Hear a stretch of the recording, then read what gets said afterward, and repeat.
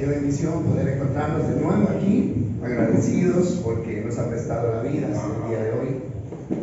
En el mundo en el que vivimos, estar vivos, estar sanos, es prácticamente un milagro, ¿verdad?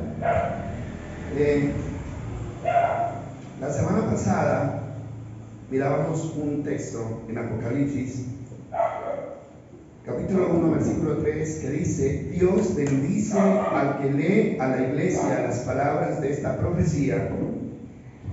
Dice: y bendice a todos los que escuchan el mensaje y obedecen lo que dice, porque el tiempo está cerca. A mí me llamó mucho la atención porque hay dos bendiciones, ¿no? Hay una bendición para el que lee y otra bendición para el que escucha. Entonces no se vaya sin esa bendición esta mañana.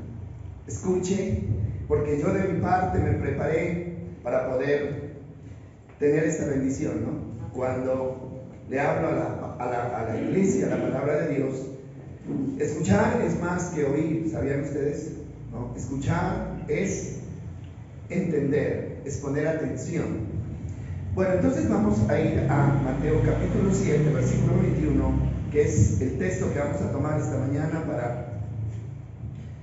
para hacer el estudio. Mateo capítulo 7, versículo 21. Seguramente usted ha escuchado muchas veces, hasta de memoria puede que se lo sepa.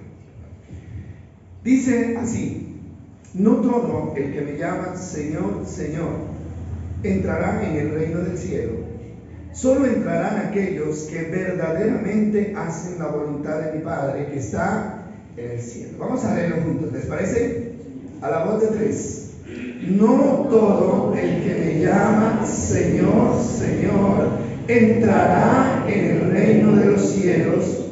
Solo entrarán aquellos que verdaderamente hacen la voluntad de mi Padre que está en los cielos. Muy bien, ya lo leímos, ya lo escuchamos. Ahora vamos a tratar de entender la verdad que está aquí en esta palabra. Bueno, este es un texto dicho por el mismo Señor Jesucristo en el gran Sermón del Monte. Está en los capítulos, entre los capítulos 5 al 7 de Mateo, donde se encuentra el Sermón del Monte. Este sermón fue el más largo y el más completo que Jesús enseñó en su ministerio terrenal. Y con este sermón Jesús prácticamente comenzó su ministerio de enseñanza. Ustedes sabían eso. Dice que lo hizo al pie de la montaña del Monte de los Olivos, ¿no? Habían más de 500 personas en ese lugar. Y miraba yo algo curioso, ¿no? ¿Por qué Jesús buscaba el pie de la montaña para enseñar? Porque Jesús no enseñó en templos como estos, ¿no? Ni tuvo púlpitos tampoco, y tampoco tuvo estos equipos de amplificación. No había nada de eso, ¿sí? Entonces, Jesús hacía esto, ¿por qué? Porque la gente se recostaba, ¿no? O se ubicaba al pie de la montaña y Jesús se hacía del otro lado, porque de esa manera el aire, digamos así, ¿no es cierto?, le ayudaba a que la gente lo pudiera escuchar, ¿sí? Entonces, al no tener las comodidades que tenemos hoy. Pero lo importante es lo que Jesús enseña. Y lo que Jesús enseña aquí es la importancia de hacer la voluntad de Dios. Ese es el tema de esta mañana. La importancia de hacer la voluntad de Dios. Esta es una advertencia que Jesús hace, porque es una advertencia, ¿no? Dice: el que no hace la voluntad de Dios no entrará, ¿dónde? En el reino del cielo. ¿En qué contexto se está haciendo esta advertencia? Bueno, en primer lugar, Jesús advierte sobre el peligro de ser engañados por los falsos profetas. Vamos a mirar el versículo 15. Y para que un estudio tenga éxito, nosotros tenemos que tratar de seguir con atención las enseñanzas, cada paso. Versículo 15, este es el contexto en el que se da esta enseñanza. ¿Qué dice? Dice: ten cuidado de los falsos profetas, porque vienen disfrazados de ovejas inofensivas, pero en realidad son lobos feroces. Bueno, y el 16, leamos el 16 también, dice: Puedes identificarlos por su fruto, es decir, por la manera en que se comportan. ¿Acaso pueden recoger uvas de los espinos o higos de los cardos? Bueno, ese es el contexto en el que Jesús comienza esta enseñanza del versículo 21. Y lo que Jesús dice es, primero, no se dejen impresionar por los milagros que ustedes ven, por los milagros que ellos hagan, ni por lo que les profeticen, ni siquiera porque los vean echando fuera demonios. Mire esto que es tan importante. Ahora, es necesario entender esto. ¿Por qué? Porque hoy en día hay mucha gente dejándose impresionar por estas cosas, ¿sí? Bueno, si viene alguien y hace un milagro, entonces ese es, ¿no? Ese tiene que ser el verdadero, ese tiene que ser el enviado de Dios porque está haciendo un milagro, porque resucitó un muerto, porque hizo caminar a un paralítico, ¿no? Es más, la gente se impresiona mucho con la cuestión de los demonios, ¿no? Y si alguien echa fuera demonios, ese es, no hay duda. Pero ¿sabe una cosa? El Señor ya lo advirtió. Dice, no se dejen impresionar por estas cosas. ¿Por qué? Porque todas estas cosas las va a replicar el enemigo para poder engañar a las personas. ¿Ustedes se acuerdan lo que pasó cuando el pueblo de Israel iba a ser liberado de la esclavitud de Egipto? ¿Sí? Dios llama a Moisés y a Aarón y ellos comienzan a hacer una serie de milagros. ¿Lo recuerdan ustedes? ¿Sí, no? Bueno, el primer milagro fue, le dijo Dios a Moisés, tira tu vara al piso y esa vara se convertirá en una serpiente, ¿no? Entonces él llega, tira la vara y efectivamente se convirtió en una serpiente, pero los brujos y los hechiceros también hicieron lo mismo. Y cada uno de los milagros que Moisés hizo, ellos lo replicaron también. Entonces no nos podemos dejar impresionar por los milagros, porque el enemigo los usa también para engañar. Ahora, la única manera de identificar un verdadero profeta es por los, ¿qué dice? Frutos. Es por los frutos. Pero este principio no solamente se aplica a los profetas, sino también al creyente. El indicador que mide la verdad o la veracidad de un profeta o de un creyente es el fruto. ¿Qué es el fruto? El fruto es lo que yo hago, es lo que yo digo, es lo que yo pienso dentro y fuera del templo. Y yo diría más fuera que adentro. Todo es mi comportamiento, es lo que soy en mi trabajo, en mi casa, en público, en privado. Ese es el fruto. Y eso es lo que realmente identifica al verdadero creyente o al verdadero profeta. Aquí viene otra pregunta. Y la pregunta es, ¿cómo saber si lo que hago yo es bueno o es malo? ¿Cómo saber si lo que estoy dando de mí es buen fruto o no lo es? Bueno, esto es interesante también. ¿Por qué? Porque yo puedo pensar que lo que estoy haciendo es lo correcto, ¿sí? Y de hecho hay mucha gente engañada, pensando que lo que hace está bien, cuando realmente no es así. Ahora, esto también es bien delicado. ¿Saben que los seres humanos somos, en ese sentido, somos, digamos, muy difíciles de convencer? No, es que lo que yo creo, eso es lo correcto. Es que lo que yo pienso es lo correcto. Es lo que yo digo, eso es lo correcto. ¿Sí? Pero ¿según quién? Es la pregunta. ¿Según quién?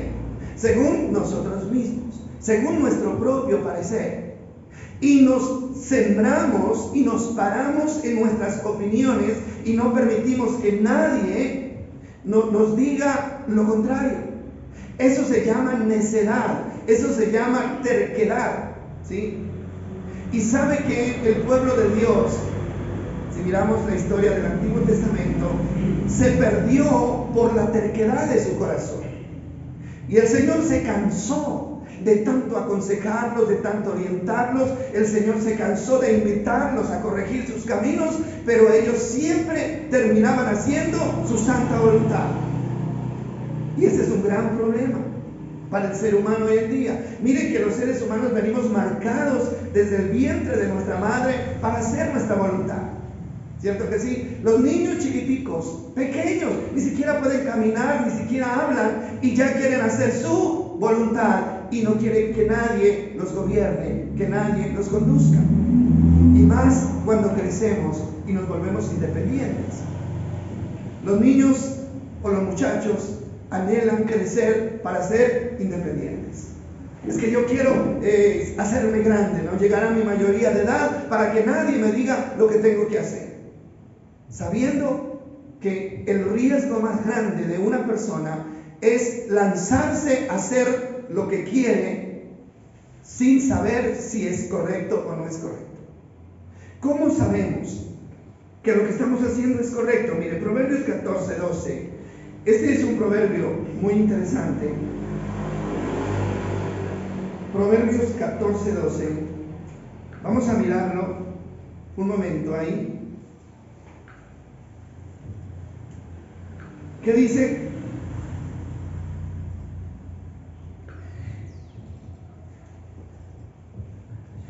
Dice, a algunos su camino les parece recto, pero al final del camino está ¿qué? La muerte. Yo quiero leerlo en esta otra versión, traducción, lenguaje actual, y dice, hay cosas que hacemos que nos parecen correctas, pero que al fin de cuentas nos llevarán a la tumba. Mire usted esta verdad, ¿sí?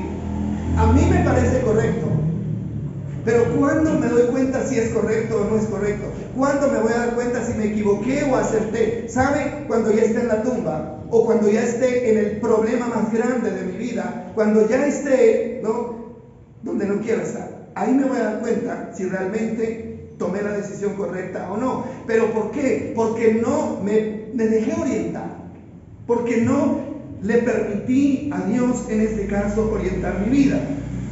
Entonces, la única manera de estar seguros de que estamos haciendo lo correcto es cuando hacemos la voluntad de Dios, ¿no? Mire, no hay otra manera. Usted puede estar 100% seguro de que está haciendo lo correcto, de que está tomando la decisión correcta, de que, ¿no?, va por el camino correcto cuando usted sabe que está haciendo la voluntad de Dios. No hay otra manera. ¿Por qué? Porque la voluntad de Dios es buena, es agradable y es perfecta. No hay otra manera. Entonces, vamos a mirar lo que dice Romanos 12, 1 y 2. Estamos tomando textos muy conocidos, pero creo que este es un mensaje oportuno para el comienzo de un año nuevo, donde todos deseamos que nos vaya bien. ¿Saben que Romanos, ¿verdad? Romanos capítulo 12, versículo 1 y 2. Y en estos días, uno de los dichos, ¿no?, de la gente es feliz año, le dicen a la otra persona, ¿verdad? Que tenga un feliz año. Bueno, puede que haya un deseo sincero en su corazón, ¿no es cierto? Hermano, pero un feliz año usted no lo va a tener porque alguien se lo dijo el 31 de diciembre. Entonces es muy difícil que usted tenga un año feliz, un año de realización, porque otro se lo dijo. Mire, esa felicidad, esa realización, esa satisfacción en su vida, solamente usted la va a encontrar cuando usted decida hacer la voluntad de Dios. Dios no le dice, hijo, feliz año, ¿no? Vas a tener un año feliz y bendecido. Dios le dice, haga lo que yo le digo, y eso será suficiente para que usted tenga un año feliz y bendecido. Entonces, Romanos capítulo 12, versículo 1, dice así. Dice, por eso, hermanos míos, ya que Dios es tan bueno con ustedes, les ruego que dediquen toda su vida a servirle y a hacer lo que a Él le agrada. Así es como se debe adorar. Y no vivan ya como vive todo el mundo. Al contrario, estoy leyendo la otra versión. Al contrario, cambien de manera de ser, de pensar, Y así podrán saber lo que Dios quiere, es decir, todo lo que es bueno, agradable y perfecto. Entonces, en esta versión, el apóstol Pablo está hablando de poder conocer la voluntad de Dios. Necesitamos conocer la voluntad perfecta de Dios. Pero eso implica, ¿qué implica? Renunciar a lo que yo quiero. Implica renunciar a lo que yo quiero. Mire, hacer la voluntad de Dios no es fácil. ¿Sabe por qué no es fácil? Porque implica sacrificar mi deseo. Cuando Jesucristo estuvo aquí, una de las frases que él más mencionaba es: yo vine a hacer la voluntad ¿de quién? De mi Padre, ¿verdad? Es más, aún cuando él estuvo a punto de renunciar a su ministerio, ahí en ese momento en el Getsemaní, ¿no?, donde se angustió hasta la muerte, y él terminó diciendo: bueno, es muy duro, pero yo vine a hacer la voluntad de Dios. ¿Y sabe por qué es tan duro hacer la voluntad de Dios? ¿Sabe por qué? Porque necesitamos hacer morir nuestra propia voluntad. Mientras usted no haga morir su voluntad, entonces la voluntad de Dios jamás podrá revelarse en su vida. Eso tiene que ser así. Ahora, miren lo que dice el apóstol Pablo ahí. Dice: yo les ruego que presenten sus cuerpos, no sus almas ni sus corazones. ¿Presenten qué? Sus cuerpos en sacrificio vivo, santo y agradable a Dios. ¿Qué es un sacrificio? En términos bíblicos, un sacrificio, ¿qué representaba? Representaba la muerte. Un sacrificio representaba la muerte. O sea, Dios demandaba sacrificios por el pecado. Dios demandaba sacrificios para poder ser agradado, pero cada sacrificio implicaba la muerte de un animal, ¿sí? Y en últimas, significó la muerte del mismo Señor Jesucristo. Entonces, un sacrificio siempre representa la muerte, pero en este caso no es la muerte física, porque dice: presenten sus cuerpos en sacrificio ¿qué? Vivo, no muerto, sino vivo. Así que usted y yo ya no necesitamos ir a un altar de sacrificios para que nos quiten la vida. Lo que está diciendo el apóstol Pablo es: ustedes deben sacrificar los deseos humanos. Deben sacrificar y hacer morir esos deseos que tienen suyos, los de ustedes, para que se pueda cumplir la voluntad de Dios en sus vidas, ¿sí? Ahora, hágase una pregunta: ¿lo que usted hace en su vida es su deseo o es el deseo de Dios? Lo que estamos haciendo todos los días, ¿será el deseo de Dios o seguimos haciendo lo que nosotros deseamos? Ahora, de eso depende que usted esté seguro de entrar en el reino de Dios. ¿Por qué? Porque esto es muy claro. Dice: los que no hacen la voluntad de Dios no entrarán en el reino de Dios. No entrarán en el reino de Dios. Entonces, hacer la voluntad de Dios es darle paso a lo que Él desea que yo haga. Y solo muriendo o renunciando a mis deseos podré comprobar la voluntad de Dios para mi propia vida. Porque aquí se trata de comprobar, ¿no? Y así podrán comprobar cuál es la voluntad de Dios. ¿Cómo compruebo? Pues dejando que Él haga en mi vida. Pero yo no puedo, o sea, si yo me renuncio o me resisto a hacer la voluntad de Dios, entonces jamás voy a poder comprobar qué es lo que Dios quiere para mí. Colosenses capítulo 3, versículo 5. Mire lo que dice Pablo hablándole a la iglesia de Colosenses. Colosenses capítulo 3, versículo 5, dice así. ¿Sí lo tenemos? Dice: por eso den muerte. Oiga bien lo que dice: por eso den muerte a todos sus malos deseos. ¿Cuáles? No tengan relaciones sexuales prohibidas. Voy a leer la que están leyendo ustedes. Dice: así que hagan morir todas las cosas pecaminosas y terrenales que acechan dentro de ustedes. No tengan nada que ver con la inmoralidad sexual, la impureza, las bajas pasiones y los malos deseos. No sean avaros, pues la persona avara es idólatra porque adora las cosas de este mundo. Dice, a causa de esos pecados viene la furia de Dios sobre nosotros. Entonces, ¿qué está diciendo? Hagan morir.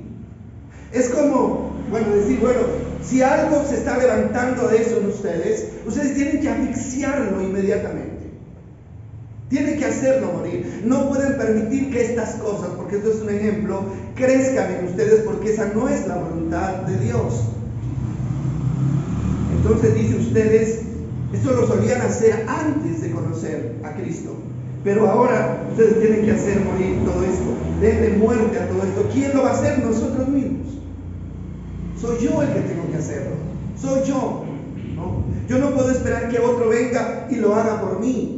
Como decíamos un día de estos, hay gente que está esperando que otros cambien para yo cambiar. Nadie va a cambiar por usted. Usted tiene que tomar la decisión de cambiar. Entonces, mis amados, la única manera de poder comenzar a hacer la voluntad de Dios es cuando le damos muerte a nuestros deseos, ¿sí? Mire, cuando una persona se ha convertido a Cristo de verdad, la muestra o lo demuestra con un deseo inmediato de hacer la voluntad de Dios. ¿Cuál es la primera muestra de que una persona se ha convertido verdaderamente al Señor? Es el deseo inmediato de hacer la voluntad de Dios. Y esto lo podemos aprender de uno de los más grandes siervos de Dios en el Nuevo Testamento, como es el apóstol Pablo. Vamos a mirar la experiencia de conversión del apóstol Pablo en Hechos capítulo 9, por favor. Hechos capítulo 9, versículo 1.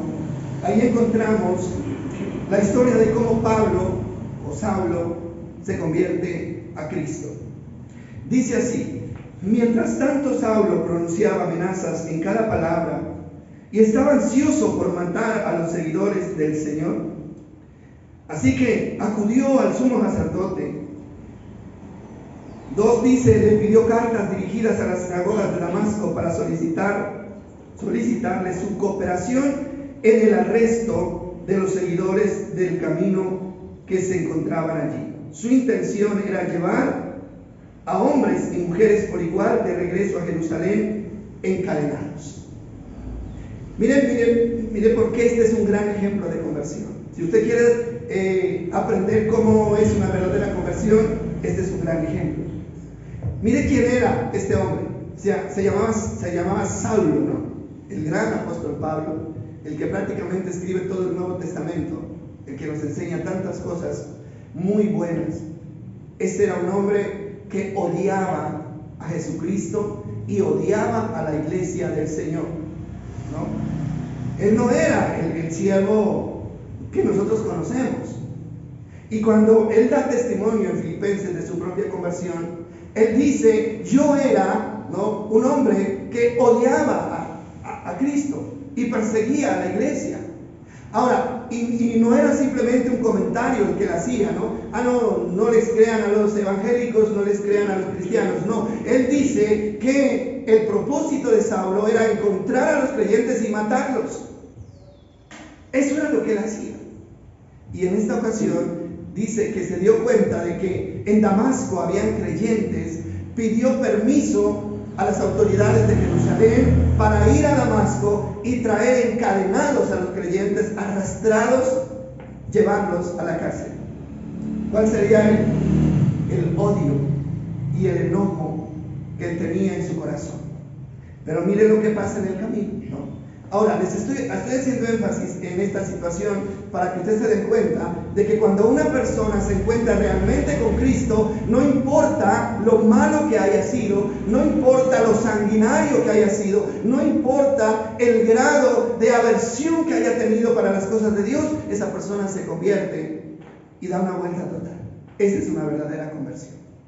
Entonces dice el versículo siguiente, el versículo 3, leamos, dice: al acercarse a Damasco para cumplir esa misión, una luz del cielo de repente brilló alrededor de él. Saulo cayó al suelo y oyó una voz que le decía: Saulo, Saulo, ¿por qué me persigues? Versículo 5 dice, Él dijo, ¿quién eres, Señor? Y Jesús le dijo, yo soy Jesús a quien tú persigues. Le contestó la voz. Ahora, miren ustedes lo que sucede ahí. Vamos a detenernos un momento aquí. Y, bueno, después de esa aparición tan impactante, dice que fue una luz tan brillante que lo dejó ciego y lo tumbó del caballo al suelo. Estando él en el suelo, ¿no?, lo primero que hace es reconocer a Jesús como el Señor. Esto es muy importante porque en la Biblia, hermano, hay detalles que nos ayudan a entender grandes verdades. ¿Quién eres, Señor?, preguntó Samuel. Ahora, si usted se da cuenta, hay un detalle importante aquí, y es que en el contexto bíblico no se le decía Señor a cualquiera. No, hoy sí, ¿no? Hoy a cualquiera se le dice Señor. Bueno, el Señor de la tienda, el Señor fulano, sí, Señor. Sí. En ese tiempo, ese título de Señor solamente se lo expresaba el esclavo al dueño, ¿no? Porque eso es lo que significa la palabra Señor. Eres mi dueño. Entonces lo que Pablo hace es reconocer a Jesús como el Señor de su vida. ¿Por qué hago énfasis en esto? Porque este es el primer paso para una verdadera conversión. Cuando una persona se acerca a Cristo y no lo reconoce como el Señor de su vida, nunca habrá conversión, jamás habrá un cambio. Jamás esa persona podrá hacer la voluntad de Dios. No, porque para yo hacer la voluntad de alguien, primero tengo que rendirme ante esa persona. Entonces, hoy en día hay un problema, siempre lo hemos dicho, es un engaño del enemigo, hacerle creer a la gente que si usted levanta la mano y hace una oración de 2 minutos, Señor, sí, te entrego mi vida, te recibo como Señor y Salvador, entonces usted ya es salvo y tiene ya escrito su nombre en el libro de la vida. Eso no es verdad. Es cierto, es una oración de aceptación a Cristo como el Señor, pero yo tengo que demostrar, a partir de ese momento, tengo que demostrar con mis actos, mis amados, que el Señor o que Jesús es el Señor de mi vida. Tengo que demostrarlo. Esto no es suficiente con decirlo. Así, Cristo es mi Señor. No, Cristo es mi Señor. Y hasta lo cantamos y lo declaramos. Pero realmente lo estamos viviendo en la práctica. Él es el que gobierna nuestras vidas. Nuestra voluntad está rendida ante Él. Nosotros tenemos que saber esto, hermanos, porque yo creo que ya es el tiempo de despertar del engaño, ¿verdad? De sacudirnos de tanta mentira que nos dijeron y que nos ha llevado a vivir una vida tan fresca, tan cómoda en el Evangelio. Entonces, Él dice, ¿quién eres, Señor? Ahora, miren que de esto depende la salvación. ¿De qué depende la salvación? La salvación no depende, Señor, te acepto como el Salvador de mi vida. No, la salvación depende, hermano, de si lo recibo como Señor. Si yo lo recibo como Señor, tengo salvación. Y si no, no tengo salvación. No hay salvación. ¿Por qué razón? Porque Él no puede ser mi Salvador sin ser mi Señor. No puede ser mi Salvador sin ser mi Señor. No, yo no sé si ustedes piensan lo contrario. Ah, no, Él es mi Salvador. Sí, gloria a Dios. Me voy con el Señor cuando Jesucristo venga. Sí, yo me voy con Él. Pero Él ha sido el Señor de su vida. Él es el que ha gobernado su vida en cada paso, en cada situación, en cada circunstancia. Entonces tenemos que, hermano, entender esta verdad. Recibir a Cristo como Señor implica el compromiso de hacer su voluntad. El compromiso de hacer su voluntad. Te recibo como Señor, no para pertenecer a una congregación, no, porque ese es el otro error. Ah, no, yo recibí a Cristo para pertenecer a la alianza, para pertenecer al río de luz y vida, para pertenecer a la Pentecostal. No, yo recibo al Señor en mi vida para hacer su voluntad donde quiera que esté, donde quiera que me congregue, donde quiera que vaya. Para eso lo recibo. Entonces, no se puede tener a Cristo como Señor si no hay disposición para hacer lo que Él nos pide. No es el Señor. Nunca va a ser el Señor. Mire lo que dice Lucas 6:46. Es el mismo sermón, solamente que Lucas añade esto que me parece interesante. Lucas capítulo 6, versículo 46. Y mire lo que dice. Es una pregunta, ¿no? Una pregunta que el Señor le hace a los fariseos, obviamente a los judíos, que eran tan religiosos. Y les dice, así que, ¿por qué siguen llamándome Señor, Señor, cuando no hacen? ¿Qué dice? Lo que yo les digo. Ahora, es una pregunta interesante, es un interrogante que el mismo Señor se hace. Bueno, ¿por qué? ¿Por qué me dicen Señor y no quieren hacer lo que yo les digo? En otras palabras, Jesús dice, eso no tiene lógica. Señores, eso no tiene lógica. ¿Por qué? Porque lo lógico es que si me van a llamar Señor, es porque están haciendo lo que yo les digo. Y luego, si usted lee un poquito más, igual tenemos tiempo hoy es el día del Señor, tenemos tiempo.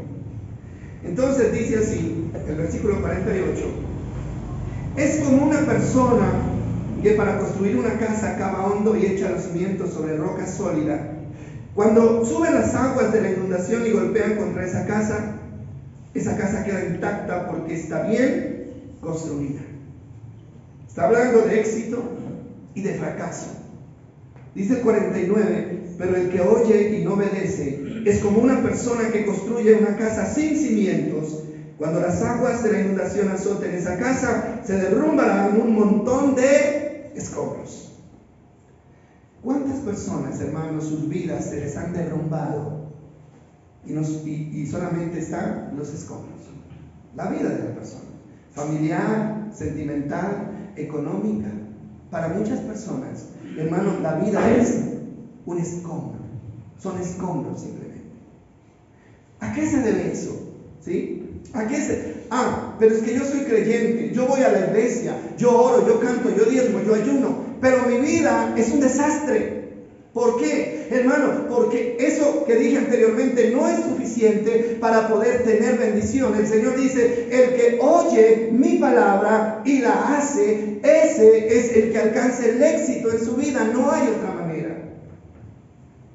Y ahí se confirma lo que Él está diciendo. ¿Por qué me llaman Señor? O sea, si yo no estoy dispuesto a hacer la voluntad de Dios, no debería llamar Señor a Dios. No lo debería llamar. ¿Cómo lo voy a llamar Señor? Si no estoy dispuesto a hacer su voluntad. No estamos diciendo que sea fácil hacer la voluntad de Dios. No estamos diciendo. Hermano, pero yo creo que es tiempo de que nosotros entendamos lo que Dios demanda de nuestras vidas. Pero tampoco es imposible. Porque Jesús fue un ejemplo de que sí se puede hacer la voluntad de Dios. Vamos a volver a Hechos 9 y vamos a leer el versículo 6. Vamos a darnos cuenta de algo en la experiencia de Pablo. Versículo 6 dice así. Le dice, ahora levántate, entra en la ciudad y se te dirá lo que debes hacer. ¿Quién le dijo? Jesús. ¿A quién? A Pablo. Pero esto se lo dijo después de qué. Esto es lo interesante. Después de que Él le dijo, Señor. Después de que Él lo aceptó como el Señor de su vida. ¿Sí? Él le dice, ahora sí, ahora como me aceptaste como el Señor de tu vida, entonces levántate y se te dirá lo que debes hacer. Hermano, yo creo que Dios nunca le va a revelar su voluntad a una persona que no esté dispuesta a cumplirla. No se la va a revelar. ¿Sí? Recuerden que Dios se cansó. En algún momento de la vida, Dios se cansó de estarle hablando al pueblo de Israel, hablando lo mismo y lo mismo. ¿Recuerdan ustedes el mensaje de la otra semana, ¿no? De Jeremías, si lo recuerdan? 23 años. Jeremías duró llamando al pueblo al arrepentimiento, al pueblo de Judá. 23 años. Venga, vuélvanse de su maldad. Vuélvanse, corrijan sus caminos. Nunca lo hicieron y Dios se cansó. ¿Y qué permitió? Que fueran llevados como esclavos durante 70 años a Babilonia. Y allí ellos, a las malas, tuvieron que aprender que a Dios tenemos que respetar. Que la voluntad de Dios se tiene que respetar. ¿Sí? Entonces, Dios se cansa. Yo estaba estudiando para el tema que voy a continuar esta semana que viene sobre las iglesias del Apocalipsis. Estaba estudiando lo de Malaquías, ¿no? Malaquías es el último profeta del Antiguo Testamento. O sea, Dios habla al pueblo a través de Malaquías y no vuelve a hablar más durante 400 años. 400 años.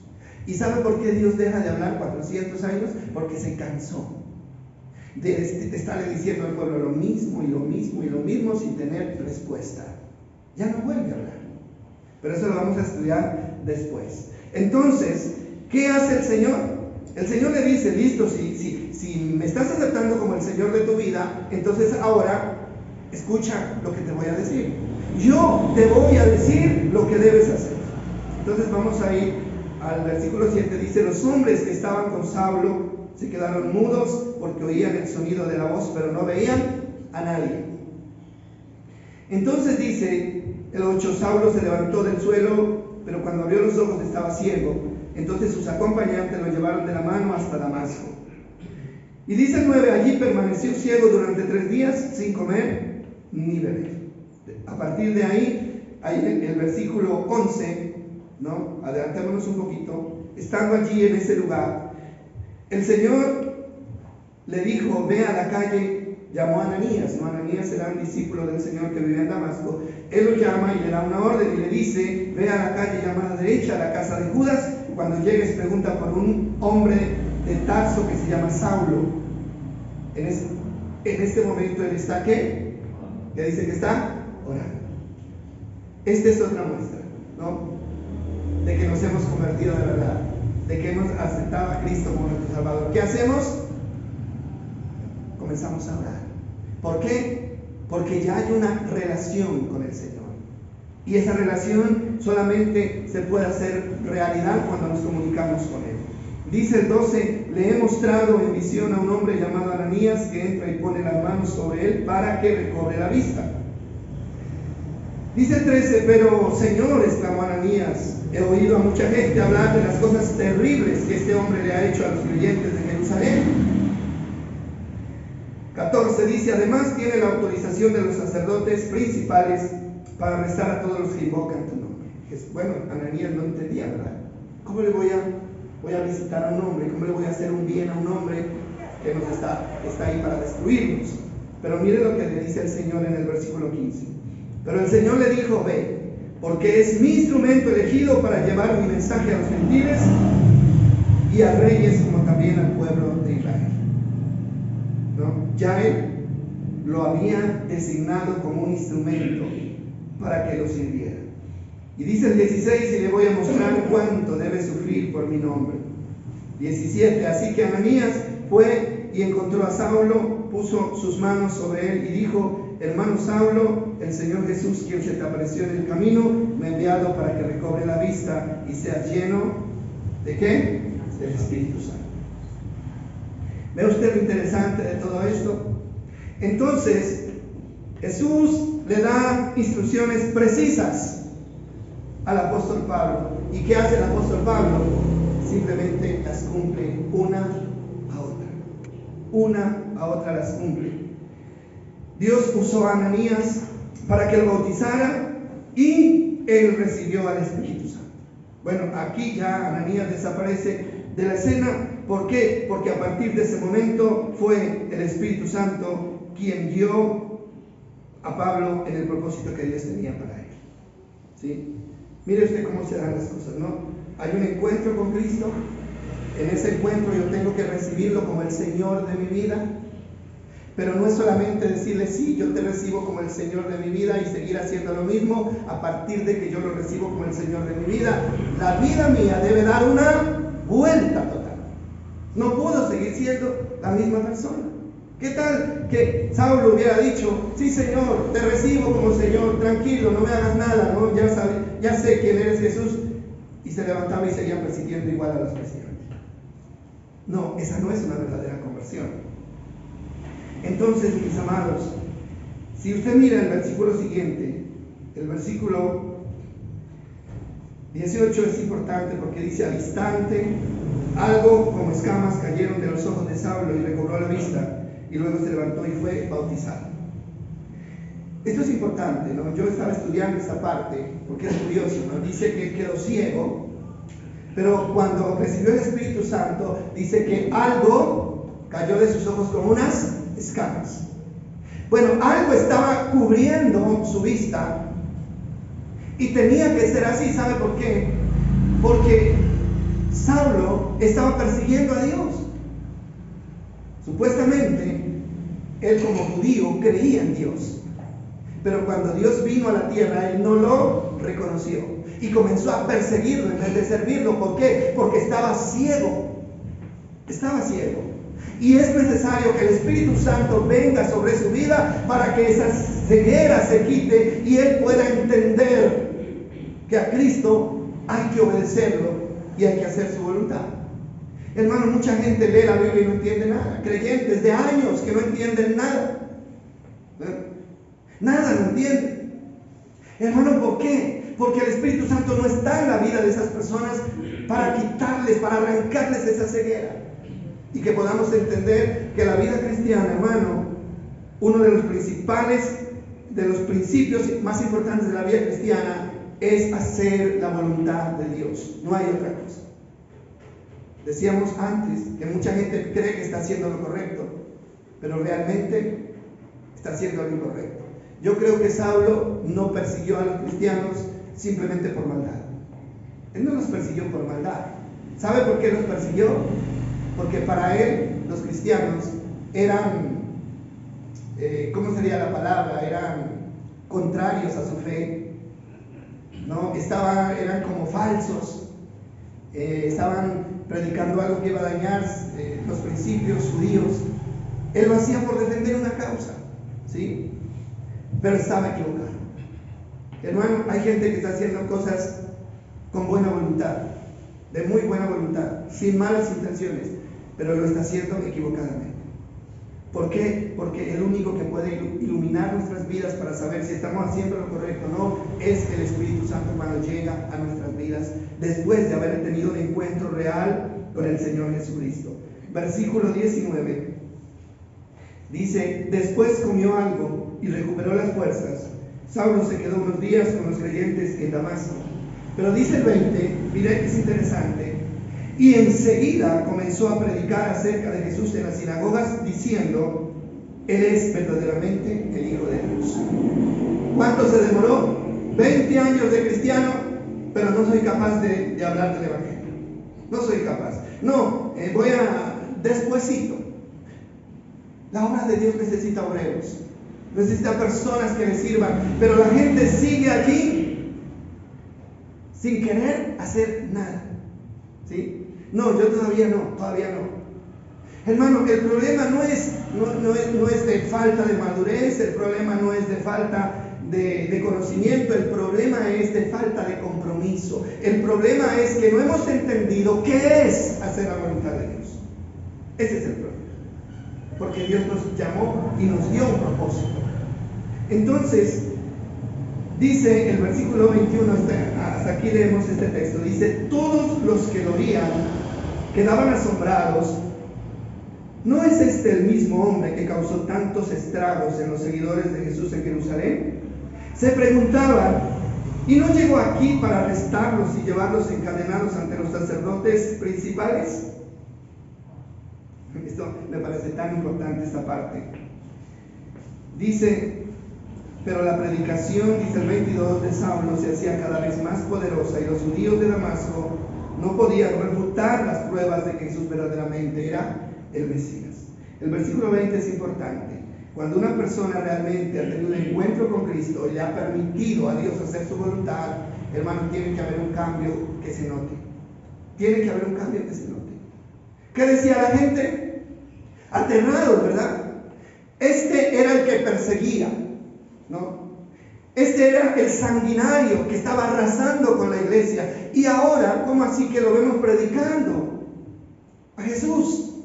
Hermano, ese es el efecto de una verdadera conversión. La gente tiene que conocernos Y si conoció nuestra vida pasada, hermano, tiene que darse cuenta de que no es la misma después de que nos encontramos con Cristo. Hermano, pero si nadie nota la diferencia, usted no se ha convertido. Si nadie nota la diferencia entre el antes y el después, usted no se ha convertido al Señor, no se ha convertido, no nos engañemos.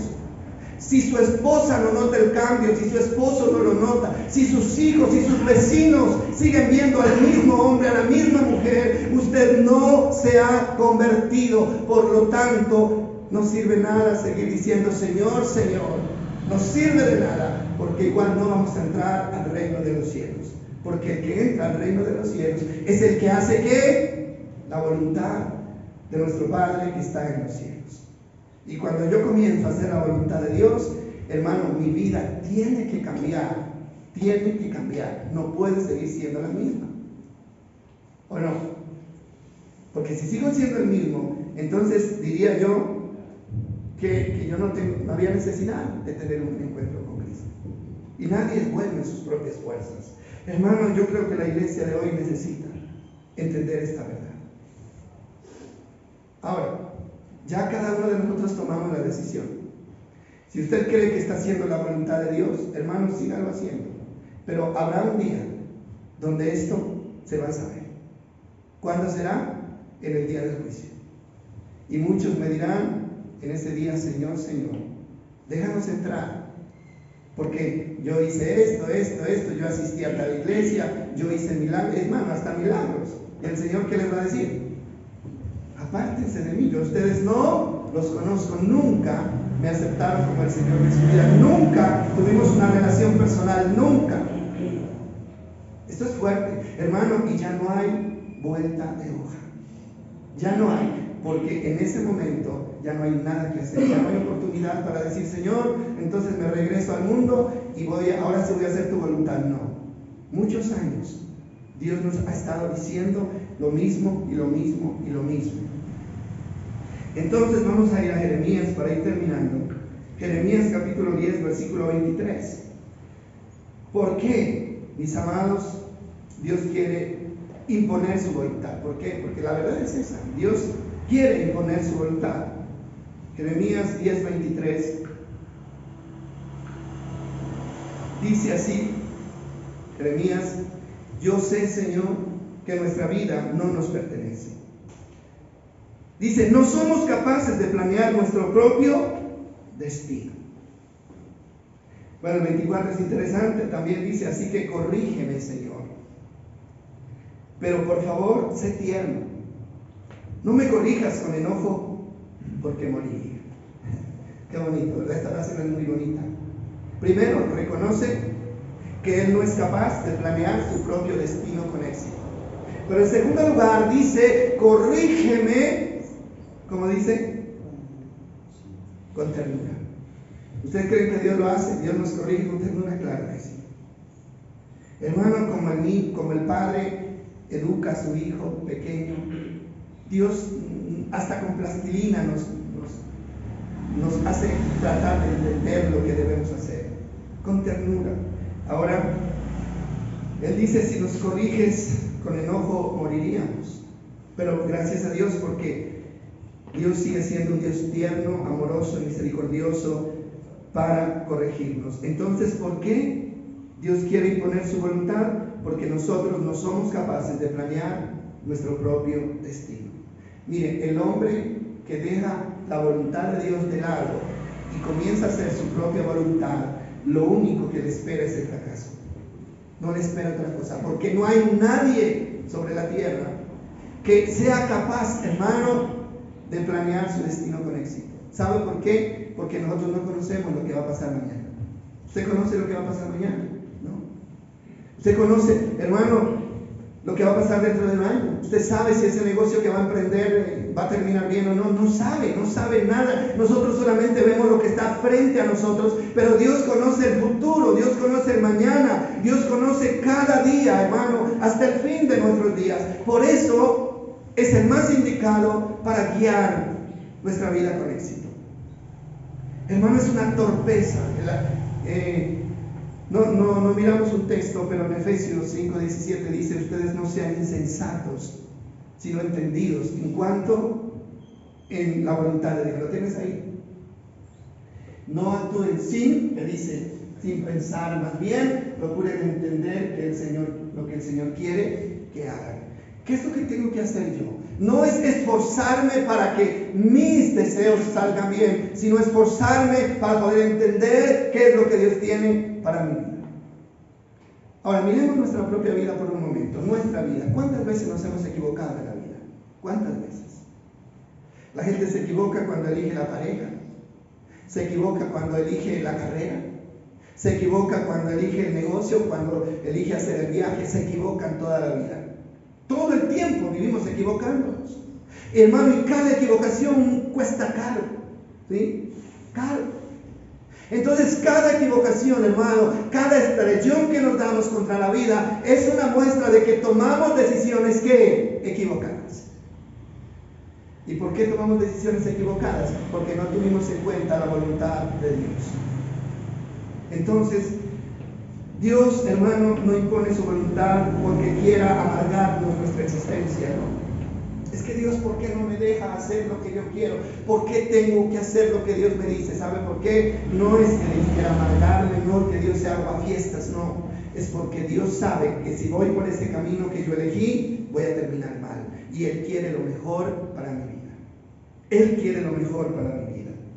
Entonces, mis amados, terminamos leyendo Proverbios 3:5, que es un texto tan conocido y tan claro que no necesita ni siquiera explicación. Lean con cuidado, por favor, y dice: confía en el Señor con todo tu corazón, no dependas de tu propio entendimiento.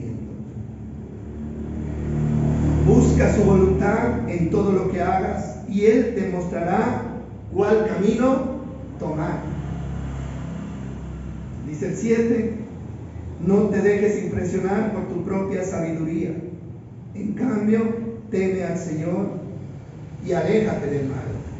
Y el 8 tiene una promesa, y la promesa dice: entonces, cuando le permitamos al Señor tomar el control de nuestras vidas, tendrás que salud a tu cuerpo y fortaleza ¿a qué?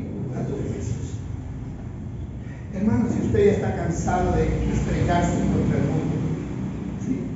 Si está cansado de que las cosas no le salgan como usted quiere que le salgan, es hora de hacer un alto y decir: voy a entregar el control de mi vida a Dios. Lo voy a entregar. Ya voy a dejar de insistir en hacer lo que yo quiero y le voy a dar la razón a Dios. Entonces comenzaremos a enderezar nuestros caminos.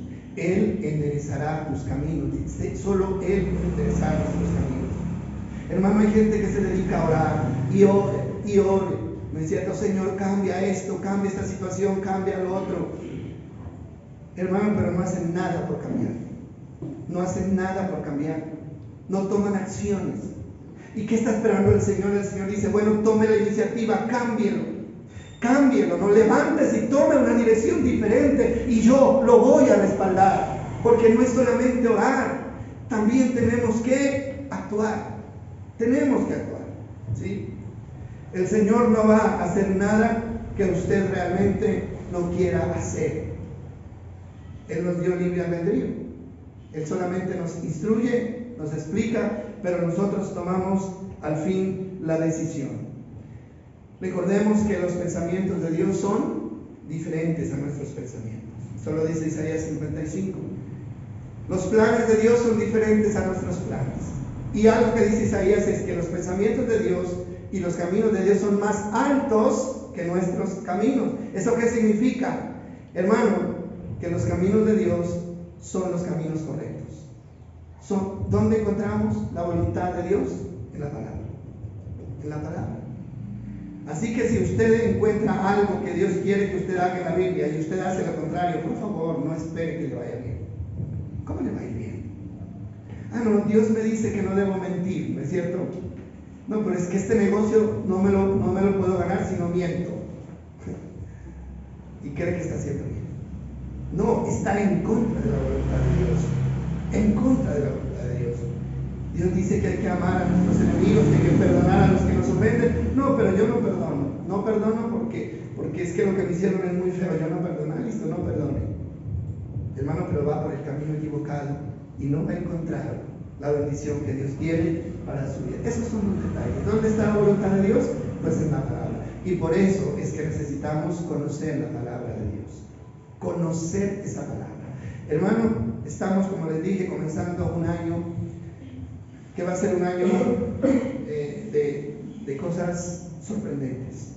Este año 2025 va a ser un año donde usted va a ver cosas que jamás